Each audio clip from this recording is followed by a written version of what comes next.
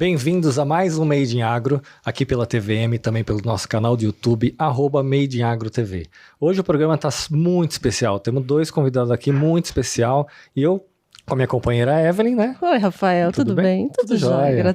Felizes hoje, né? Muito felizes. Conseguimos! Esses 2 que são difíceis, mas hoje estão aqui com a gente, graças a Deus. Xandão, mais conhecido como Xandão, Alexandre Tessi, tudo bem? Bem. Seja muito bem-vindo. Obrigado, primeiramente, obrigado pelo convite. Imagina. Vocês, aos telespectadores do Made in Agro, grande programa, tá detonando, tá voando baixo. Graças a Deus. Vai crescer muito. Prazer estar com vocês aqui nesse dia de hoje. Muito obrigada, viu? E não veio sozinho, veio acompanhado da filhota Bianca, nós vamos falar mais dela aqui, gente, é campeã, corre em cavalos, tudo bem, Bianca? Oi, Evelyn, tudo bem? Tudo bem, gente?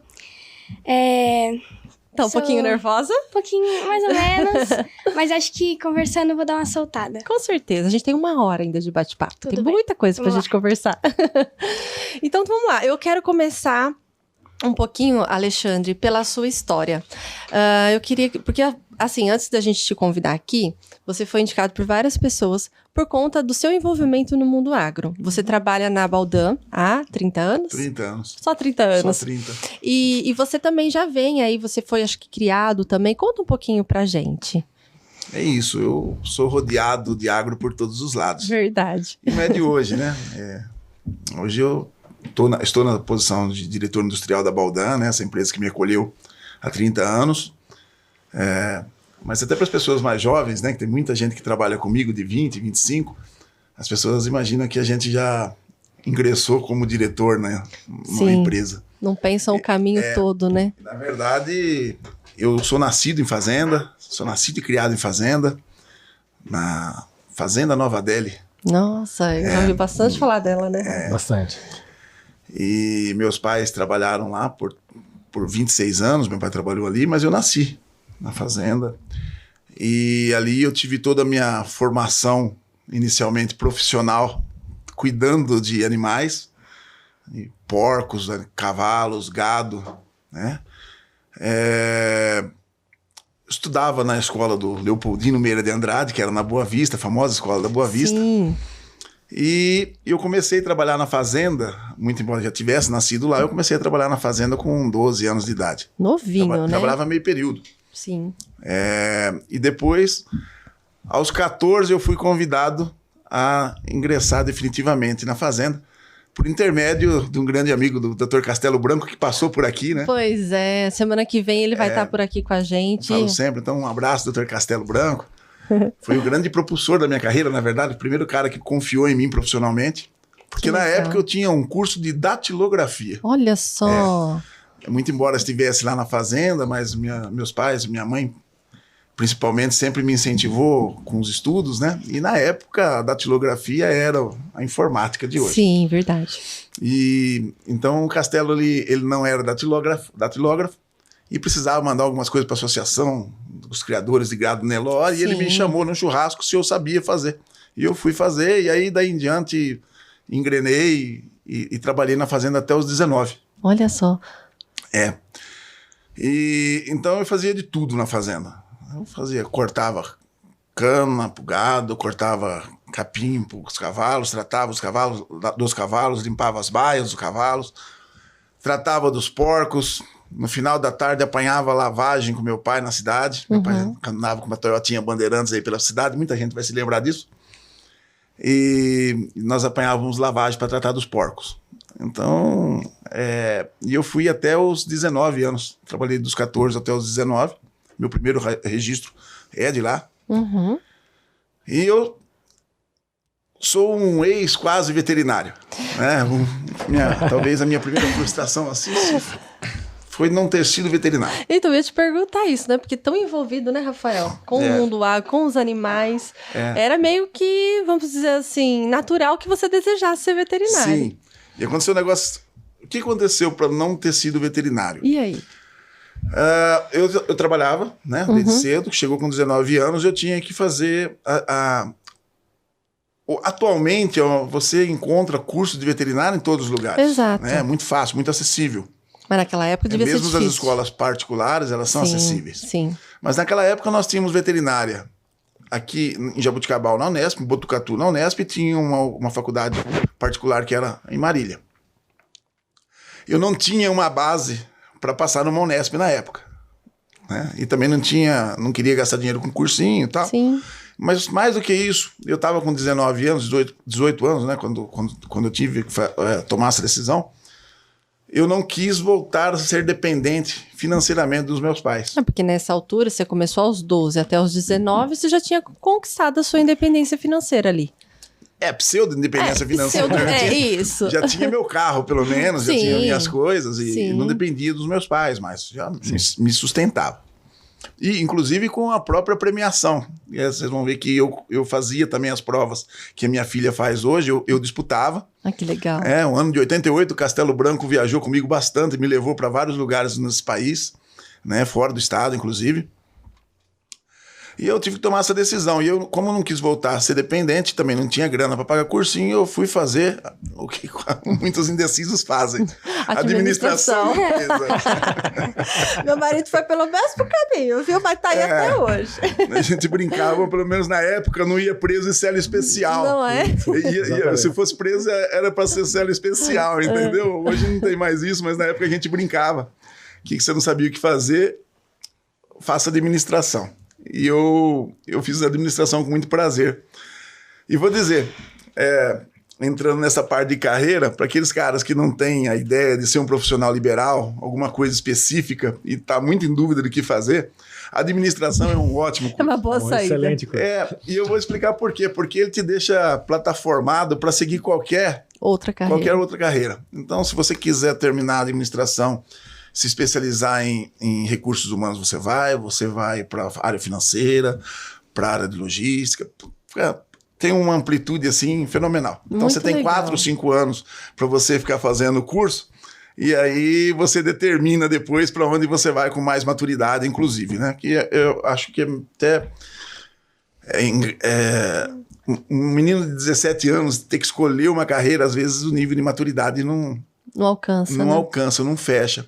E você fazer os 5 anos de administração te dá uma ideia muito bacana do que você quer e, inclusive, do que você não quer. É verdade. Exatamente. Sabe? Então, eu fui fazer administração e aí eu entrei na Baldan. Como que eu entrei na Baldan? Tem um episódio que um dos administradores da fazenda, na época, ficou sabendo que eu estava fazendo administração e perguntou, porra, você vai fazer administração pra quê, cara?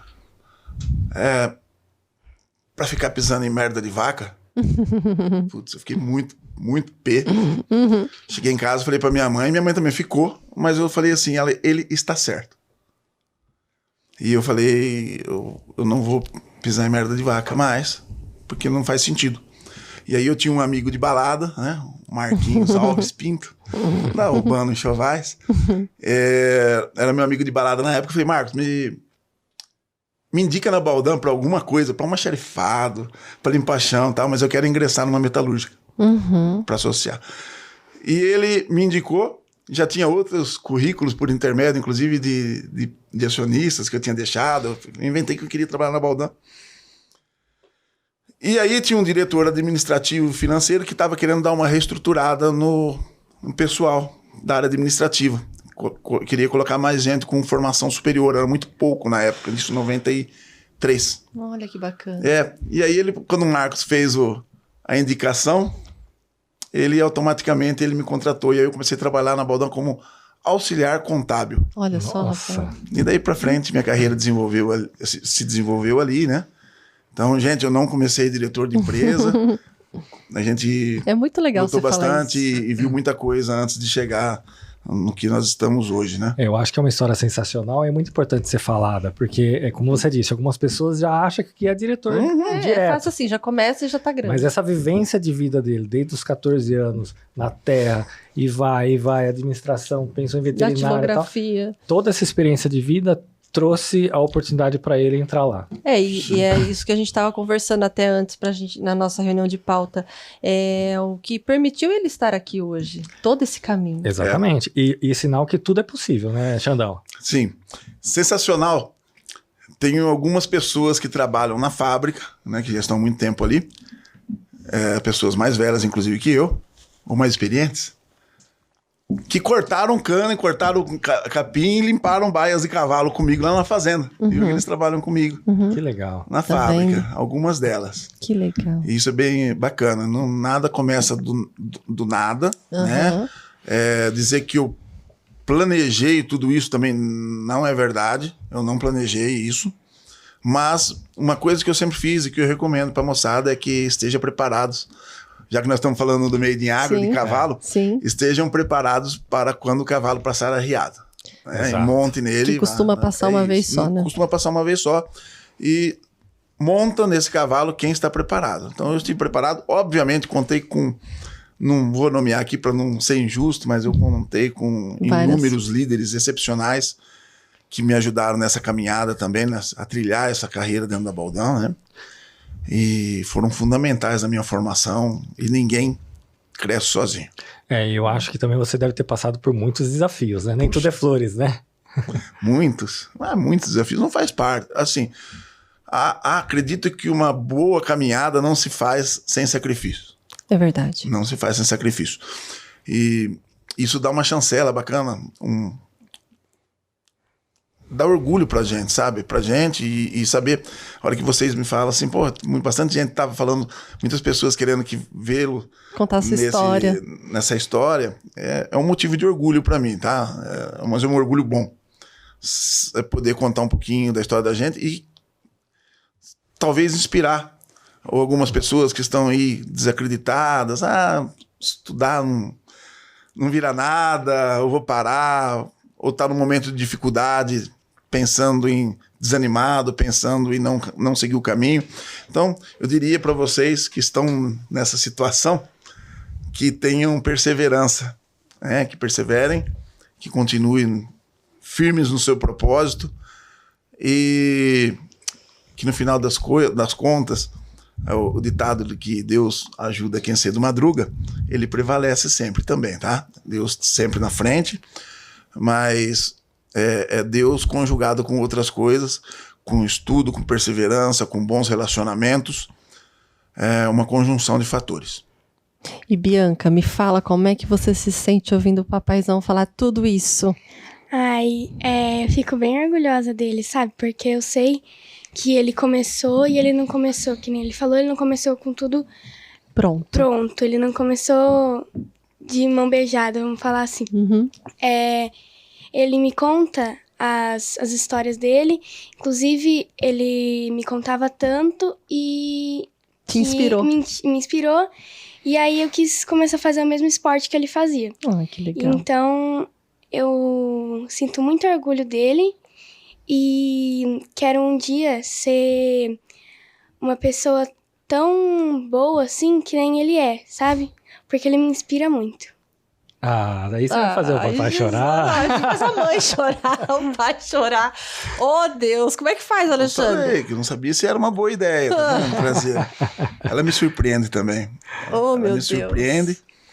Ela tá nessa fase de querer ser veterinária, talvez é uma opção. E a gente tá conversando bastante ainda sobre isso. Tem bastante tempo para ela pensar. Mas é uma das carreiras que ela tem em mente também para seguir nesse meio agro, né? Ela é uma fã. Quantos cães você tem? 5, né? Agora 4. 4. E, São os cavalos? Tem um? Eu tenho... eu tô correndo em 2 agora, 2 éguas. Mas eu tô com uma potrinha bem novinha. Uhum. E agora tem uns cavalos, 2 cavalos também, uma égua e um cavalo, que a gente mandou para outras fazendas porque não tem mais condição de correr, sabe? Sim. Então, a gente acabou Porque mandando tem pra isso, lá. né? A gente vai falar mais ao longo do São programa. aposentados, na verdade. As fazendas não são nossas, né? Não. Vamos deixar claro. Isso nós não chegamos. Ainda não chegamos nesse Essas ponto ainda. não são nossas, mas o que acontece? O cavalo que ela começou era um cavalo de carreira, já um cavalo consagrado no que fez, e chegou a idade de se aposentar. E ele era um garanhão, então nós doamos ele para um fazendeiro, que ele tinha uma genética muito boa, e nós doamos ele para ele fazer os potros que o fazendeiro utiliza no dia a dia da fazenda. Que legal. Que bacana, que história maravilhosa.